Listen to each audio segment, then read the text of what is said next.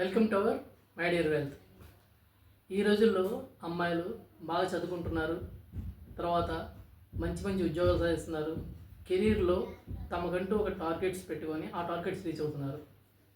ఇది చాలా ఆనందకరమైన విషయం.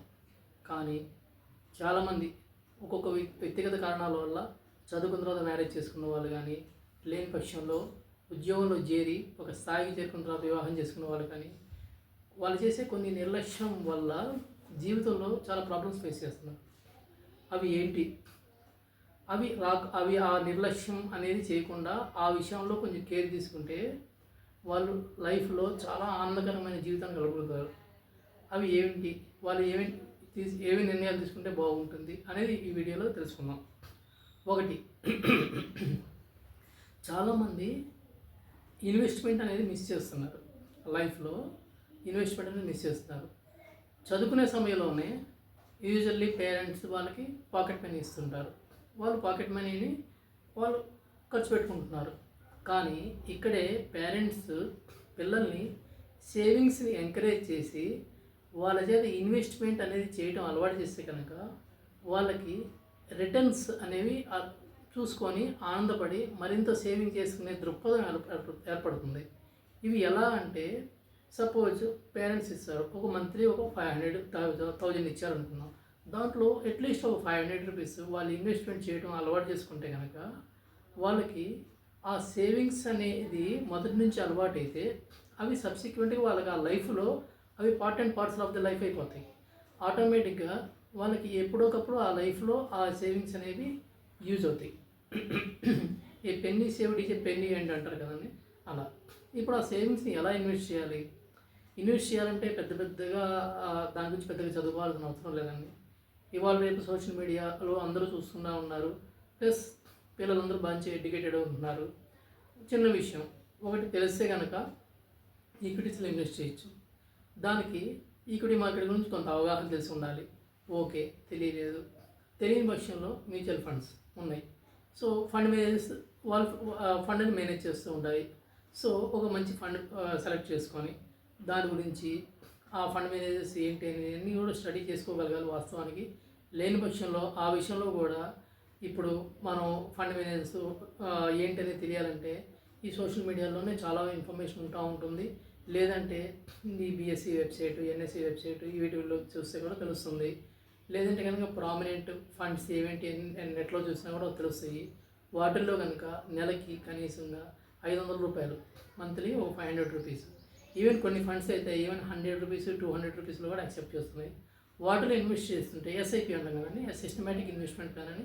అంటే ప్రతి మంత్ ఒక 500 రూపీస్ కానీ అట్లా ఇన్వెస్ట్ చేస్తూ ఉంటే వాళ్ళకి ఆ ఇన్వెస్ట్మెంట్ అనేది చేయడం వల్ల ఆ ఇన్వెస్ట్మెంట్ మీద రిటర్న్స్ చూసుకొని వాళ్ళకి ఆటోమేటిక్గా ది పవర్ ఆఫ్ కాంపౌండింగ్ వల్ల వాళ్ళు పెట్టిన ఇన్వెస్ట్మెంట్ అంతా వాళ్ళకి వచ్చిన రిటర్న్స్ అంతా చూసుకొని వాళ్ళకి అంటే ఆటోమేటిక్గా ఒక వెల్త్ అనేది క్రియేట్ అవుతుంది over a period of time. And second thing ఏంటంటే, ఓకే నాకు పెద్దగా ఫండ్ మేనేజర్స్ గురించి తెలియదు, ఈక్విటీ మార్కెట్ గురించి తెలియదు అంటే అట్లీస్ట్ మనకి పీపీఎఫ్ ఉంది, పబ్లిక్ ప్రావిడెంట్ ఫండ్. అది ఏ బ్యాంకుల్లో కానీ, ప్రైవేట్ సెక్టర్ బ్యాంకులు కానీ, పబ్లిక్ సెక్టర్ బ్యాంక్స్లో కానీ, ఈవెన్ పోస్ట్ ఆఫీస్లో కానీ పీపీఎఫ్ అకౌంట్ ఓపెన్ చేసి దాంట్లో అట్లీస్ట్ మంత్లీగా ఇన్వెస్ట్ చేసినా చేయొచ్చు. ఇది కూడా కాదంటారా, అట్లీస్ట్ మనకి బ్యాంకుల్లోకి వెళ్తే ఏముంటాయి, రికరింగ్ డిపాజిట్ ఆర్డీస్ అంటాం, దాంట్లోనే పెట్టుకోవచ్చు. అట్లీస్ట్ అది ఇన్ఫ్లేషన్ బీట్ చేయలేకపోయినా ఒక సేవింగ్స్ అనే హ్యాబిట్ కల్టివేట్ అవుతుంది, ఇన్కల్కేట్ చేయగలగాలి పేరెంట్స్. అలా చేస్తే కనుక వాళ్ళకి ఆటోమేటిక్గా ఒక సేవింగ్స్ని ఇన్వెస్ట్ చేయాలి అనే ఆలోచన వస్తుంది. ఇంకోటి, చాలామంది ఇట్లానే ఇప్పుడు సపోజ్ జాబ్ చేస్తున్నారు అనుకోండి, ఒక జాబ్ చేస్తున్నప్పుడు వాళ్ళకి శాలరీ వస్తుంది. శాలరీలో ఒక కొంత పర్సంటేజ్, ఇప్పుడు ఇంత పర్సంటేజ్ అనేది మనం ఫిక్స్డ్గా చెప్పలేమండి. ఎందుకంటే వన్ సైజ్ ఫిట్స్ ఆల్ అంటే ఒకే అందరికీ వర్తిస్తుంది అనడం లేదు. ఇప్పుడు ఒక షర్ట్ తీసుకున్నామంటే నాకు ఒక సైజు ఉంటుంది, వేరే వాళ్ళకి ఒక సైజు ఉంటుంది, ఇంకొకరికి ఇంకో సైజు ఉంటుంది. అట్లా అంటే ఒక సైజు అనేది అందరికీ సరిపోదు. అలాగే ఒక్కొక్కరికి ఒక్కొక్క రెస్పాన్సిబిలిటీస్, ఒక్కొక్క అబ్లిగేషన్స్ ఉంటాయి. కాబట్టి నేను ఇంత అంత చెప్పలేను, ఎందుకంటే ఇది కస్టమ్ మేడ్. ఒక్కొక్కరికి ఒక్కొక్క రకంగా ఇన్వెస్ట్ చేయగలగాలి.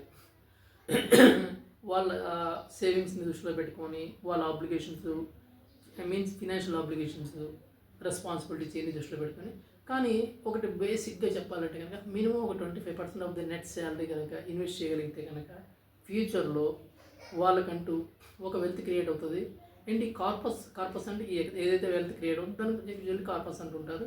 ఈ వెల్త్ క్రియేషన్ వల్ల ఏమవుతుందంటే సబ్సిక్వెంట్గా వాళ్ళ లైఫ్లో ఎటువంటి ఫైనాన్షియల్ రిక్వైర్మెంట్స్ ఉన్నా అది వాళ్ళకి సపోర్ట్ చేస్తుంది.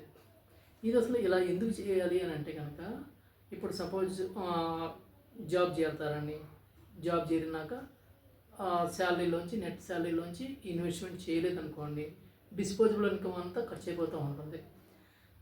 తర్వాత మ్యారేజ్ అయిన తర్వాత సో ఒక రకంగా ఏమవుతుందంటే దేనికైనా సరే మీరు సంపాదించిందంతా ఖర్చు అయిపోతూ ఉంటుంది. అండ్ సబ్సిక్వెంట్గా మనం ఏమైనా వెల్త్ క్రియేట్ చేసుకున్నామంటే మీకేం కనబడదు. And if things goes on smoothly okay. ఒకవేళ ఇవాళ రేపు చాలామంది చూస్తున్నాం డైవర్స్ దాకా వెళ్తున్నాయి చాలా మ్యారేజెస్. అంటే ఇప్పుడు నేను ఇక్కడ డైవర్స్ అవుతుంది అని ఎవరి గురించి చెప్పట్లేదు, కానీ మనం అంటారు కదా కీడించి మెరచాలంటారు. ఒకవేళ కనుక డైవర్స్ దాకా వెళ్తే కనుక మ్యారేజ్ అయిన తర్వాత మరి వాళ్ళ ఫైనాన్షియల్ పొజిషన్ ఏంటి, మరి అమ్మాయి ఎలా సర్వైవ్ అవ్వగలదు? సపోజ్ పిల్లలు ఉన్నారు, ఆ పిల్లల్ని ఎవరు చూసుకోవాలి? మరి ఈ అమ్మాయికి ఎట్లా పిల్లల్ని ఎలా చదివించుకోగలదు? వాళ్ళు మ్యారేజ్ ఎలా చేయగలదు? మరి వాళ్ళు సబ్సిక్వెంట్గా ఈ ఓల్డ్ ఏజ్లో మరి డిపెండెంట్ స్టేజ్కి వెళ్ళిన అందరూ డిపెండెంట్ స్టేజ్కి వెళ్ళాల్సిందే. అంటే దాన్ని మనం అంటారు గోల్డెన్ ఇయర్స్ అన్నాం, అంటే పోస్ట్ రిటైర్మెంట్. అప్పుడు ఆ టైంలో మన ఖర్చులన్నీ ఎలా will take care of all these things అనే కన్ఫ్యూజన్ అనేది వస్తుంది.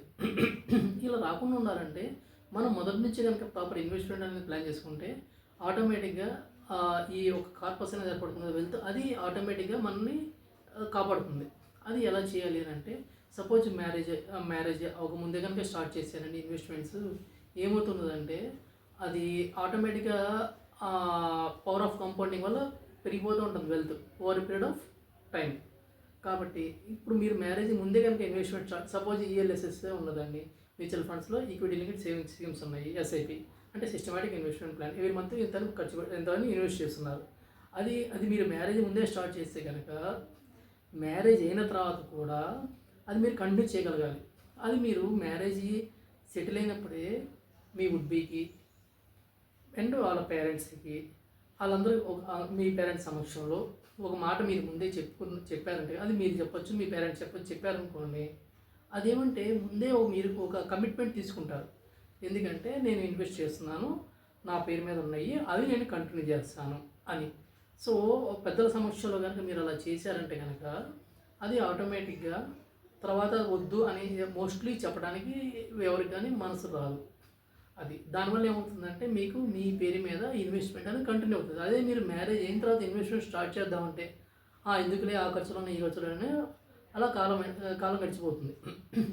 ఓకే అండి. అందువల్ల మీరు మ్యారేజ్ ముందే కనుక ప్రిఫరబుల్లీ మ్యారేజ్ ముందే స్టార్ట్ చేసి కనుక ఒక పీపీఎఫ్ అంటే వీటన్నిటికి లాకిన్ ఉంటుంది.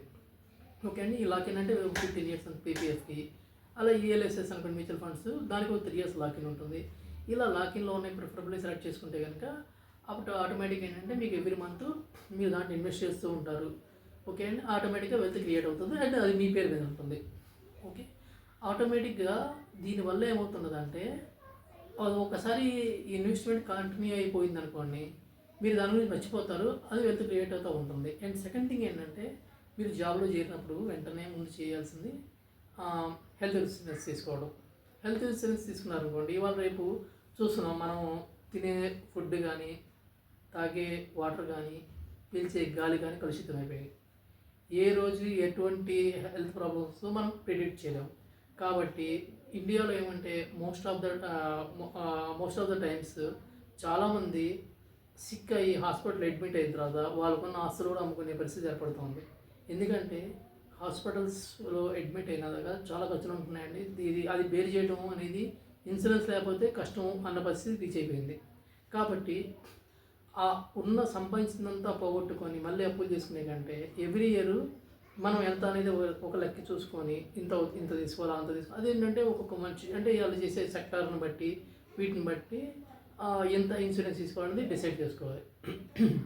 అది నేను వేరే వీడియోలో చెప్తాను ఎంత తీసుకోవాలనేది. సో మీరంతా ఇన్సూరెన్స్ తీసుకున్నారని హెల్త్ ఇన్సూరెన్స్ తీసుకున్నారంటే ఆటోమేటిక్గా at least you will be protected from any kind of health problems. అంటే మీకు ఏదైనా హెల్త్ ప్రాబ్లం వచ్చినా ఆ ఇన్సూరెన్స్ మీకు సహాయపడుతుంది. అలానే టర్మ్ పాలసీ అంటే ఏంటంటే, చాలామంది ఇన్వెస్ట్మెంట్ అనుకుంటారు. పాలసీ అంటే ఇన్వెస్ట్మెంట్ కాదండి. పాలసీ అనేది హెల్త్ గురించి కాదు. ఇన్ యువర్ అబ్సెన్స్ మీ డిపెండెన్సీ ఏమవ్వకూడదు అనేది తీసుకునేది policy. It's not an investment. Okay, కాబట్టి మీరు సింపుల్గా ది బెస్ట్ పాలసీ ఏంటంటే టర్మ్ పాలసీ. మీరు ఒక టర్మ్ పాలసీ మంచి చూసి తీసుకోండి. అంటే టర్మ్ పాలసీ కూడా ఎంతో పెద్ద 2 కోట్లు 3 కోట్లు అలా తీసుకోవాలని కాదు. అది మీ యాబ్సెన్స్లో డిగ్నిఫైడ్ లైఫ్ బతకడానికి ఎంత కావాలి అనేది చూసుకొని, ఎంత ఇన్వెస్ట్ చేస్తే ఎంత అట్లీస్ట్ మన బ్యాంకులో ఆర్డీ పెట్టుకుంటే ఆ అమౌంట్కి వచ్చే ఇంట్రెస్ట్ మంత్లీ మా డిపెండెన్సీకి సరిపోతుంది అనేది చూసుకొని, దీని గురించి కూడా నేను వేరే పెడతానండి. సో ఆ అమౌంట్ కనుక మీరు ఇన్సూరెన్స్ తీసుకుంటే, టర్మ్ పాలసీ తీసుకుంటే కనుక అది మీకు సహాయపడుతుంది. అంటే మీకు సహాయపడుతుందంటే నా ఉద్దేశం, మీరు లేని పక్షంలో మీ డిపెండెన్సీ మీ లోటు తీర్చలేరు కదండి. ఎవరైనా సరే మనుషులు లేని లోటు ఎవరు తీర్చలేరు. కానీ వాళ్ళ యాబ్సెన్స్లో కూడా వాళ్ళ డిపెండెన్స్ సఫర్ అవ్వకూడదు అనే మోటివ్తో మనం ఇన్సూరెన్స్ తీసుకోవాలి. ఇవి రెండుతో పాటు చాలామంది చూస్తుంటారండి, ఏంటంటే జాబ్లో చేరిన తర్వాత చూద్దామని పోస్ట్పోన్ చేసుకుంటారు. కానీ అది కరెక్ట్ కాదు. ఎప్పుడైనా సరే జాబ్లో చేరిన తర్వాత ఫస్ట్ చేయాల్సిన పని ఏంటంటే, ఒకటి ఇన్సూరెన్స్ తీసుకోవడం, అది term policy. And second thing health insurance తీసుకోవడం. And third thing SIP start చేయడం. ఎస్ఐపి చేయడం వల్ల ఏమవుతుంది, సిస్టమేటిక్ ఇన్వెస్ట్మెంట్ ప్లాన్ వల్ల వెల్త్ క్రియేషన్ జరుగుతుంది. ఇది మ్యారేజ్ అయిన తర్వాత, కొంతకాలం అయిన తర్వాత అది మీకు ఒక వెల్త్ క్రియేట్ అవుతుంది. అండ్ ఇన్ కేస్ చాలా చోట్ల మనం డైవర్స్ కేసులు వింటున్నాం. అది ఎందుకు ఏంటి అనేది నేను చర్చించదలుచుకోలేదు. ఒక్కొక్కరికి ఒక కారణాలు ఉంటాయండి. కారణాలు అనేది పక్కన పెడితే, మనం ఇవాళ రేపు ఈ రోజుల్లో సోషల్ యాక్సెప్టబుల్ అయిపోయింది. డైవర్స్ అనేది సోషల్ యాక్సెప్టబుల్ అయిపోయింది. ఒకప్పుడు ఏంటంటే ఒక 2 డికేట్స్ ఎగో అట్లా చూసుకుంటే కనుక డైవర్స్ అంటే అదేదో పెద్ద ఇదిగా చాలా పాపం చేసినట్టుగా చూసేవాళ్ళు. కానీ ఇవాళ రేపు అండర్స్టాండింగ్ లేదు అంటే కనుక చాలామంది డైవర్స్ తీసుకుంటున్నారు.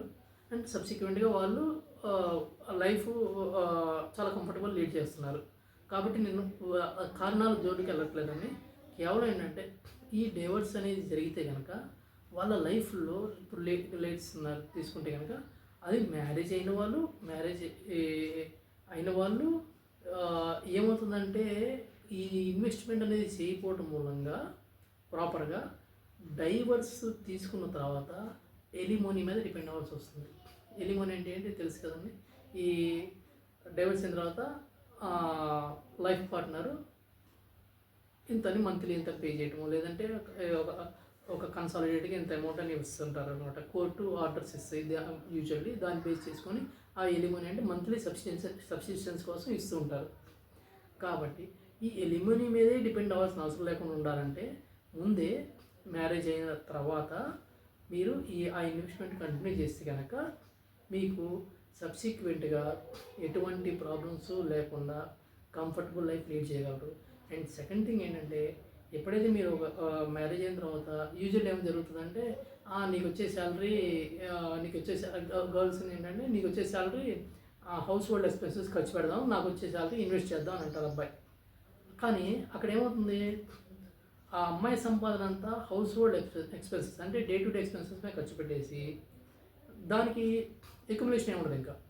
అదే కనుక అబ్బాయి సంపాదన ఓన్లీ ఇన్వెస్ట్మెంట్ మీద, ప్రాపర్టీ ఎక్వైరీ చేస్తారు అనుకోండి, హౌస్ కొనుక్కుంటారు, దాన్ని ఈఎంఐల మీద పెట్టారనుకోండి, తర్వాత ఏమవుతుంది, సవ్యంగా జరిగినంత కాలం బాగానే ఉంటుంది. ఒకవేళ బ్రేకప్ అయింది అనుకోండి, అప్పుడు ఏమవుతుంది, తన అమ్మాయి ఖర్చు పెట్టిందంతా హౌస్ హోల్డ్ ఎక్స్పెన్సెస్ వెళ్ళిపోయింది. ఇప్పుడు అదేం కనబడదు. ఇక్కడ ఆ అబ్బాయి సంపాదన నుంచి పెట్టిన దానివల్ల ఇన్వెస్ట్మెంట్ చేయడం వల్ల ఒక వెల్త్ క్రియేట్ అవుతుంది. అది ఒక మ్యూచువల్ ఫండ్స్ అనుకోండి, ఈక్విటీస్ అనుకోండి, ఏదైనా సరే పీపీఎఫ్ అనుకోండి, ఈటీఎఫ్స్ అనుకోండి, ఏదైనా సరే. ఇప్పుడు ప్రాపర్టీ ఈఎంఐలు కట్టుకుంటూ ప్రాపర్టీ అనేది ఏర్పడుతుంది. ఇప్పుడు ఇది అబ్బాయి పేరు మీద ఉంటుంది. కాబట్టి దీనివల్ల ఏమవుతుంది, వాళ్ళు డిపెండెంట్ స్టేజ్లో ఉంటారు అమ్మాయిలు. కానీ ఇలాంటివన్నీ ఫోర్కాస్ట్ చేయాలి అని నేను చెప్పట్లేదు. అట్లీస్ట్ ఇలాంటి అంటారు కదండి, కీడించి బెదిరించాలని. అందుకని మనం టు బీ సేఫ్ చెప్పేసి అంతా సేవింగ్ జరిగింది అనుకుంటే నో ప్రాబ్లం, ఇఫ్ నాట్ అనేది కూడా మనం దృష్టిలో పెట్టుకొని ముందే ఎవ్రీ మంత్ కొంత ఎంతో కొంత ఇన్వెస్ట్ చేస్తూ ఉంటారు, అది వాళ్ళ పేరు మీదే. అండ్ వాళ్ళు సెపరేట్గా వాళ్ళ అకౌంట్ ఒకటి ఓపెన్ చేసుకొని అలా మెయింటైన్ చేసుకుంటూ, అండ్ దీంతో పాటు ఈ ఏదైతే సపోజ్ ఇన్ ద ప్రాసెస్ ఇప్పుడు ఈ ఎక్స్పెన్సెస్ ఉన్నాయి, ఎవ్రీ మంత్ ఎక్స్పెన్సెస్ ఉన్నాయి. సపోజ్ అబ్బాయి అమ్మాయి ఇద్దరు జాబ్స్ అనుకోండి, ఎక్స్పెన్సెస్ కూడా ఇద్దరు షేర్ చేసుకున్నట్టుగా. అండ్ ఇన్వెస్ట్మెంట్స్ ఉన్నాయనుకోండి, ఈ ఇన్వెస్ట్మెంట్స్ కూడా ఇద్దరి పేరు మీద ఉండేట్టుగా చేసుకున్నారు అనుకోండి, అప్పుడు మీరు సేఫ్స్గా ఉంటారు, తను సేఫ్ సైడ్లో ఉంటాడు. And second thing, in case property అన్న అక్వైర్ చేశారు అనుకోండి, ప్రాపర్టీ కొన్నారు, ఆ ప్రాపర్టీలో కూడా జాయింట్ అండ్ ఇద్దరి మీద జాయింట్ తీసుకున్నారు అనుకోండి ప్రాపర్టీ. ఇవన్నీ ఏమవుతాయంటే ఎప్పుడైనా సరే జనరల్గా ఏంటంటే డైవర్సెస్ ఎక్కడ జరుగుతుంది అంటే అంటే lack of commitment. Most of the కేసెస్లో ల్యాక్ ఆఫ్ కమిట్మెంట్. ఈ ల్యాక్ ఆఫ్ కమిట్మెంట్ అని కానీ, అండ్ ఇంకోటి దీనివల్ల I mean lack of commitment ఒకటి, ఇంకోటి అంటే అంటారు కదండి, ఈ గొడవలు జరుగుతాయి కదా, అంటే అట్రాసిటీస్ ఇలాంటివి జరుగుతున్న వల్ల. ఈ అట్రాసిటీస్ అంటే ఏంటంటే కొంతవరకు భరిస్తారు పాపం ఆడవాళ్ళు కూడా, కానీ ఒక అది స్థాయికి మించింది అనుకోండి, వాళ్ళు మాత్రం భరించలేరు. వాళ్ళు భరించలేక ఏం చేస్తారు, ఇంకా అమ్మో ఈ మ్యారేజ్ వద్దు, మనం సెపరేట్ అవుదాం అని అనుకుంటారు. కానీ ఎప్పుడైతే కనుక ఈ ఇన్వెస్ట్మెంట్స్ కానీ ఈ ప్రాపర్టీ కానీ అన్నీ ఇద్దరి పేరు మీద ఉంటాయో, ఆటోమేటిక్గా వాళ్ళకు కూడా అమ్మో అని భయం వస్తుంది. అబ్బాయి వాళ్ళకు కూడా భయం వచ్చి ఆటోమేటిక్గా ఎవరి కాళ్ళు కంట్రోల్గా ఉంటారు. అంటే ఇప్పుడు గొడవ పడి మళ్ళీ ఆ ప్రాపర్టీస్ సెపరేట్ చేసుకోవాల్సిన పరిస్థితి ఏర్పడుతుందని అది అవాయిడ్ చేయడం కోసం వాళ్ళు ఏం చేస్తారంటే దీనికి ఫేస్ చేయకూడదు అనేసి ఆటోమేటిక్గా ఒక రకమైన అండర్స్టాండింగ్ వచ్చేస్తారు. దీనివల్ల ఏమవుతుంది, ఒక డైవర్స్ రేట్స్ కూడా తగ్గుతాయి.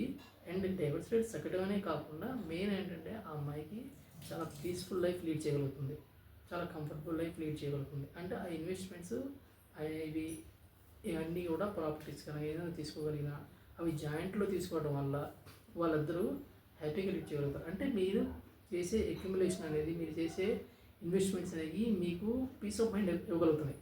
అండ్ సెకండ్ థింగ్ ఏంటంటే in spite of all these things, ఒకవేళ కనుక ఆ డైవర్స్ అనేది జరిగిందంటే కనుక ఈ మీ ఇన్వెస్ట్మెంట్ ఏదైతే ఉందో it will definitely take care of you. ఎందుకంటే ఇప్పుడు మెయిన్ లైఫ్లో ది హైయెస్ట్ ప్లెజర్ ఎక్కడ వస్తుందంటే ఎవరికైనా సరే ఎక్కడ వస్తుందంటే జనరల్గా మీకు మీ టైం మీ కంట్రోల్లో ఉండటం, టైం అనేది మీ కంట్రోల్లో ఉండటం, అండ్ చాయిస్ మీ కంట్రోల్లో ఉండటం. టైం మీ కంట్రోల్లో ఉండడం అంటే ఏంటి, నేను నెక్స్ట్ వీక్ సపోజ్ తిరుపతి వెళ్ళాలనుకున్నాను అనుకోండి, వెళ్ళిపోగలగాలి. ఆబ్లిగేషన్స్ ఉండకూడదు, అక్కడ ఇక్కడ ఆఫీస్కి వెళ్ళాలి, లేదంటే ఇక్కడ ఈ పని చేయాలి, అక్కడ ఆ పని చేయాలనేసి అంటే మీ టైమింగ్స్ మీ కంట్రోల్ ఉండాలి. నేను ఆ టైంకి అలా చేద్దామని చేయగలగాలి. అండ్ సపోజ్ చాయిస్ ఇంకోటి, నేను ఈ డ్రెస్ కొనాలనుకుంటున్నాను, కొనేసుకోవాలి. ఓకే, నేను సపోజ్ ఈ కార్ కొనేసుకోవాలి అంటే టైం. ఇప్పుడు సపోజ్ జాబ్ చేస్తుంటారు, ఒక 4 రోజులు ఊరెళ్ళొద్దామని మీరు మీ ఫ్రెండ్ అడిగారు అనుకో, అమ్మో మా బాస్ కూడరా అంటారు. అంటే అక్కడ మీ టైం వాళ్ళ కంట్రోల్లో ఉంటా లేనట్టు. అదే కనుక మీ ఇన్వెస్ట్మెంట్స్ అనేవి మీరు చేసి ప్రాపర్గా ఒక వెల్త్ క్రియేట్ అయింది అంటే కనుక ఆటోమేటిక్గా ఆ వెల్త్ నుంచి రిటర్న్స్ మీకు ఉంటాయి. And there will be no boss for you. మీకు ఎవరు బాస్ ఉంటారు, మీ ఇష్టం, మీరు ఎలా హ్యాపీగా లీడ్ చేయాలంటే అలా హ్యాపీగా లీడ్ చేయొచ్చు. అక్కడ టైం అనేది మీ కంట్రోల్లో ఉంటుంది. సో ఇట్స్ అల్టిమేట్ మోటివ్ అంటే ఇక జీవితంలో మీకు ఇంకా అంతకన్నా మంచి స్థాయిలో ఉన్నామంటే మీ ఉద్దేశం ఏంటంటే మీరు మీ టైం మీ కంట్రోల్లో ఉండాలి అండ్ మీ చాయిసెస్ మీ కంట్రోల్లో ఉండాలి. ఇవన్నీ ఎప్పుడు ఉంటాయి మీకు ఎప్పుడైతే మీరు వెల్త్ క్రియేట్ చేస్తున్నారు. వెల్త్ ఎప్పుడు క్రియేట్ అవుతుంది, మీరు ఎప్పుడైతే ఇన్వెస్ట్మెంట్స్ ప్రాపర్గా చేశారో అప్పుడు ఉంటుంది. సో ఇవన్నీ చేయడం వల్ల ఏముంటుందని మీరు రిటైర్మెంట్ కూడా ఎర్లీగా ప్లాన్ చేసుకోవచ్చు. రిటైర్మెంట్ ప్లాన్ చేసుకున్నారనుకోండి, ఇంకేమున్నది, మీరు ఇంకా కంఫర్టబుల్గా లీడ్ చేయొచ్చు లైఫ్. ఎట్లా లీడ్ చేయగలరు, మీరు ఏదైతే అక్యుములేట్ చేసుకున్నారో వెల్త్ అదే మీకు ఏ అవసరంగా తీరుస్తుంది. అండ్ మీ సబ్సిక్వెంట్ మీరు రిటైర్ అయిన తర్వాత గోల్డెన్ ఏజ్ అంటాం. గోల్డెన్ ఏజ్ అంటే ఒక రిటైర్ అయిన తర్వాత ఉండే ఏజ్, ఆ టైంలో హెల్త్ ప్రాబ్లమ్స్ కానీ అన్నీ జనరల్గా అందరికీ ఉంటుంటాయి కదండి. ఆఫ్టర్ 60s రకరకాల హెల్త్, ఈవెన్ ఇవాళ రేపు 20sలోనే హెల్త్ ప్రాబ్లమ్స్ వస్తున్నాయి. సో మనం 60sలో అయితే హెల్త్ ప్రాబ్లమ్స్ రాలేదు అని అంటే చాలా అదృష్టం అన్నట్టు. ఒకవేళ వచ్చినందుకోండి మనీ ఉంటుంది, హెల్త్ ఇన్సూరెన్స్ ఉంటుంది. సో మనకి ఏంటంటే పీస్ ఆఫ్ మైండ్ ఉంటుంది. పీస్ ఆఫ్ మైండ్ నుండి ఎటువంటి టెన్షన్ ఉండదు. కాబట్టి మొదటి నుంచి ఇప్పుడు ఏంటంటే పిల్లలు చదువులు ఉంటాయి, పిల్లలకి తర్వాత చదువు హైయర్ స్టడీస్ చదివించాలి, వాళ్ళకి మ్యారేజ్ చేయాలి. అండ్ గర్ల్స్ అయితే పిల్లలు ఉన్నారు, మెటర్నిటీ ఎక్స్పెన్సెస్ ఉంటాయి. ఇట్లా రకరకాలుగా ఇలాంటి ఎన్ని ఎక్స్పెండిచర్స్ అంతా కళ్ళ ముందు కనిపిస్తూ ఉంటాయి. ఇవన్నీ ఎలా మరి ఇవన్నీ కనుక చూసుకోవాలంటే మళ్ళీ అందరూ ఏంటి, అప్పుడు అందరూ బాగున్నప్పుడు అందరూ బాగానే ఉంటారు. కానీ ఎప్పుడైనా ఏదైనా జరిగిందనుకోండి, నేను చెప్పాను విన్నావా అని అంటారు. అంటే కాకుల్లా పొడుస్తూ ఉంటారు. సో మనం బాగా ఉన్నప్పుడు బాగానే ఉంటారు, బాగా లేనప్పుడే చేదుడు వదలు ఉండాల్సింది పోయి మరలా మనని రకరకాల ఆల్రెడీ మనం బాధలో ఉంటాం, ఇంకా బాధిస్తుంటారు. అందుకని ఇట్లాంటి పరిస్థితులు రాకూడదు. అంటే కనుక మీరు ప్రాపర్ ఇన్వెస్ట్ చేశారనుకోండి, మీరు ఎటువంటి పరిస్థితుల్లోనూ పిల్లల హైయర్ స్టడీస్ గురించి టెన్షన్ పడక్కర్లేదు, వాళ్ళ మ్యారేజ్ గురించి, ఆ తర్వాత సబ్సిక్వెంట్ ఎక్స్పెన్సెస్ గురించి కూడా ఆలోచించలేదు. అండ్ లైఫ్ పీస్ఫుల్గా గడిచిపోతుంది. కాబట్టి ముందు మ్యారేజ్ అయిన తర్వాత కానీ ముందు కానీ ఇన్వెస్ట్మెంట్లు చేయటం కంపల్సరీ చేసుకోవాలండి. అండ్ కుదిరినంత వరకు మ్యారేజ్ ముందే ఇన్వెస్ట్మెంట్ స్టార్ట్ చేస్తే మళ్ళీ కొత్తగా మ్యారేజ్ ఎందులో స్టార్ట్ చేస్తారంటే జనరల్ వద్దులే ఎందుకులే అంటారు. కాబట్టి ముందే స్టార్ట్ చేసి ఒక మాట ముందే చెప్పేస్తే అలా ఇన్వెస్ట్మెంట్ కంటిన్యూ చేసుకోవాలి. అండ్ హెల్త్ ఇన్సూరెన్స్ తీసుకోవడం అండ్ టర్మ్ పాలసీ తీసుకోవడం. ఇంకోటి మరీ ముఖ్యంగా ఒకవేళ డైవర్స్ అయిన తర్వాత ఇమ్మీడియట్గా చేయాల్సింది మీ యొక్క నామినీస్ అన్ని మార్చుకోవాలండి. నామినీస్ అన్ని చాలా బ్యాంకుల్లో కానీ వేరు చోట్ల నామినీస్ పెట్టుకుంటారు. ఆ నామినీ మార్చుకోవాలి. అండ్ పాస్వర్డ్స్ చేంజ్ చేసుకోవాలి. పాస్వర్డ్స్తో పాటు మీ ఇవి ఉంటాయి కదండి, ఓటీపీస్. ఇవాళ రేపు అందరికీ తెలిసిందే ఓటీపీస్ వస్తుంటాయి. దాని గురించి అన్ని అంటే లింక్ చేసుకుంటాం మన మొబైల్ నెంబరు, ఈమెయిల్స్. అంటే మీ స్పౌస్ పెట్టారో లేదో చెక్ చేసుకొని అవన్నీ గుర్తుంచుకొని అవన్నీ చేంజ్ చేసుకోవాలి. ఇవన్నీ చేంజ్ చేసుకుంటే కనుక అండ్ వీటితో పాటు మీరు వీల్ అనేది కూడా, వీల్ అంటే తెలుసు కదా మన తెలుగులో వీలునామా అంటాం. అది ఏజ్తో సంబంధం లేదండి, ఏజ్తో సంబంధం లేదు. వీలునామా రాస్తే ఏదో జీవితంలో చివరి దశలో రాసినట్టు కాదు. అది ఒకప్పుడు ఎప్పుడో అలా ఉండేది ఫీలింగ్. అది ఏంటంటే ఇది వీలునామా రాయడం అనేది తప్పు కాదు. చక్కగా వీల్ అనేది రాసుకుంటే కనుక కుదిరితే రిజిస్టర్ చేయించుకోవడం, లేకపోతే అట్లీస్ట్ వీళ్ళని రాసుకుంటే కనుక మన యాబ్సెన్స్లో మన డిపెండెంట్స్ అంటే మనం ఏదైతే ఎవరి మీద ఆధారపడుతున్నారో వాళ్ళు ఎటువంటి ఇబ్బందులు లేకుండా లైఫ్ కూల్గా చక్కగా హ్యాపీగా లీడ్ చేయగలుగుతారు. అండ్ వన్ మోర్ టైం నేను ఇన్సిస్ట్ చేసేది ఏంటంటే గర్ల్స్ లైఫ్లో చాలా చాలా చాలా చేస్తారండి. అది ఏంటంటే ఒక ఇంట్లో వాళ్ళ రెస్పాన్సిబిలిటీస్ చేస్తారు, ఆఫీస్లో రెస్పాన్సిబిలిటీస్ ఉంటాయి. అండ్ పిల్లల్ని చూసుకోవాలి. And they are excellent at multi tasking.